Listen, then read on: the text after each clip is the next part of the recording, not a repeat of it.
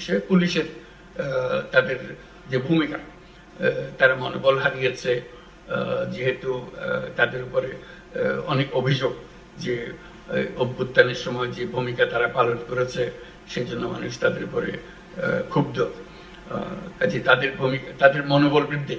যে যারা দোষী তাদের অবশ্যই শাস্তি হবে, কিন্তু তারা নির্দোষ, তারা যেন নিশ্চিতভাবে তাদের ভূমিকা পালন করতে পারে এবং মানুষ এটা বুঝতে পারে যে দোষী এবং নির্দোষ এই দুই ক্যাটাগরির মধ্যে যেন ডিস্টিংশনটা করতে পারে, যেটা আমরা যারা নির্দোষ তারা যেন সবাইকে জানান দিতে পারি যে আমরা এর সঙ্গে জড়িত ছিলাম না, যারা অপরাধী তাদের শাস্তি হোক সেটা আমরাও চাই। কাজে সেই জিনিসটা যেন আমরা মনোবলটা সৃষ্টি করতে পারি যে আমরা এই কাজটা সুন্দরভাবে করব। আমাদের শান্তি শৃঙ্খলা যেটা বিঘ্নিত হয়েছে সেটা এখন জোরদার করবো, শুধু আগের পর্যায়ে ফিরে যাবো তা না, আগের চাইতে সুন্দরভাবে করবো আমরা,